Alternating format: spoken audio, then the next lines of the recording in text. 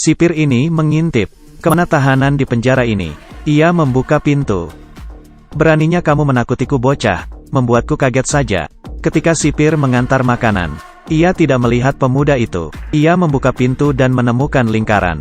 Ternyata tahanan itu berada di atas pintu. Kamu merasa dirimu seorang babi. Jika si sipir berkata apapun, maka akan ada kekerasan.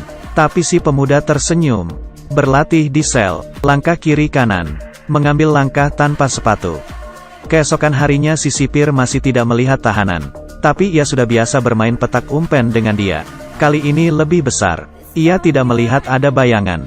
Saat itu, ada sepasang kaki di belakangnya. Si sipir bahkan tak sadar. Si dia memiliki teknik menghilang. Sayangnya matahari membuat bayangan dirinya terlihat.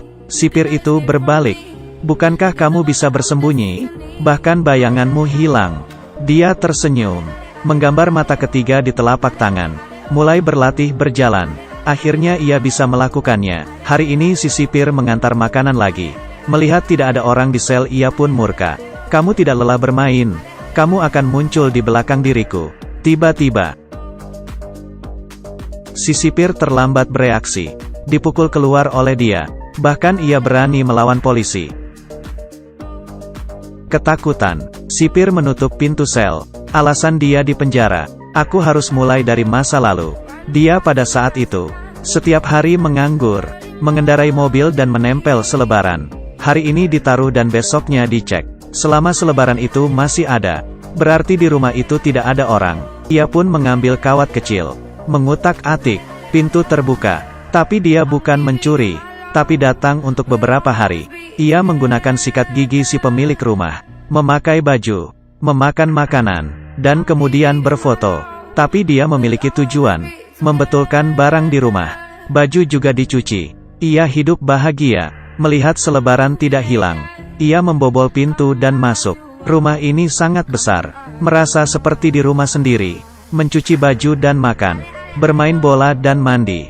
Ketika ia tertidur, astaga, menakuti dia. Ia pun membawa tasnya. Tapi melihat muka si wanita tadi, dia sangat sakit hati. Ia selalu dipukuli ayahnya. Jadi ia memutuskan kembali. Melihat si wanita menangis di bak mandi, dia memutar musik, membawakan wanita itu baju. Wanita itu merasa baikan. Mereka berdua bermain bola di ruang tamu. Suaminya kembali, melihat istrinya tidak menutup pintu. Ia menamparnya. Semua ini dilihat dia. Ia pun bermain golf di taman. Si suami yang mendengar suara, menelepon polisi. Tapi dia tidak memberikannya kesempatan. Berlutut. Kemudian bola lain, membuat si Sian berlutut kesakitan. Tapi ini hanya rasa sakit. Si wanita mengikuti dia. Mereka berdua menempel selebaran bersama. Masuk ke rumah orang. Dia memasak untuknya. Ia membantu mencuci baju. Sebelum pergi, mereka berfoto. Si wanita beradaptasi dengan cepat. Pergi ke rumah seorang petinju. Ia mengambil foto dia. Malam harinya saat mereka tertidur, pemilik rumah itu kembali.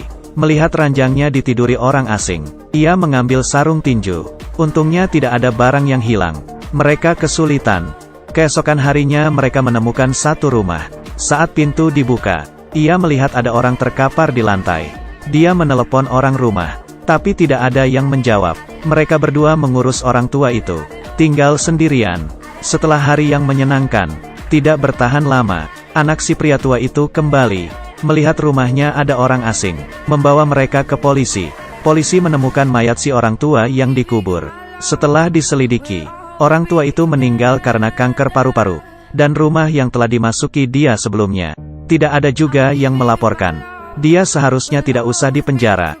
Dia seharusnya tidak usah dipenjara. Tapi si Sian membenci dia, dan memanggil polisi, membuat mereka tertarik.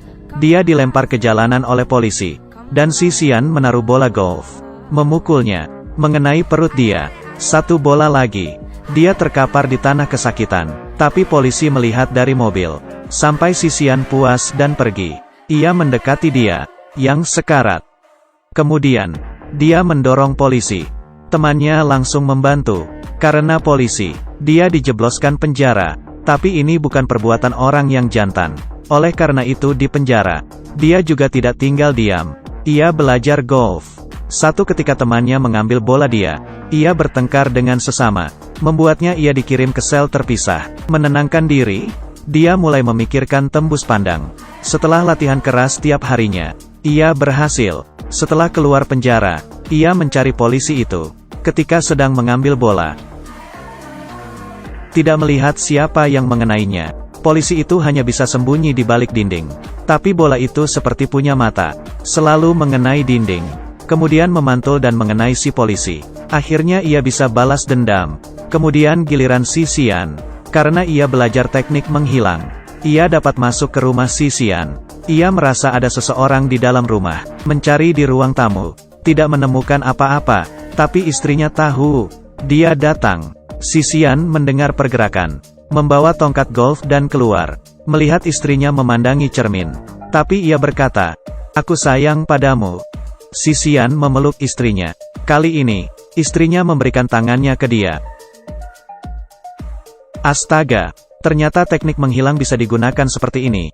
Dia sudah mahir. Istrinya memberikan makanan ke si Xian. Ia memanfaatkan si Xian yang lengah. Si Xian merasa ada yang tidak beres.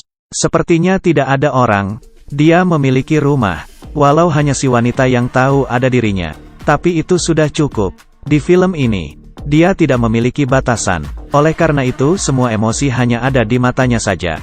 Ia berkeliling ruangan, merasakan kehidupan orang lain. Beberapa rumah kosong, seperti jiwanya. Sampai ia menemukan partner yang sama. Ia memiliki kebenaran, walau tubuhnya tembus pandang. Tapi cinta membuatnya tetap di sana.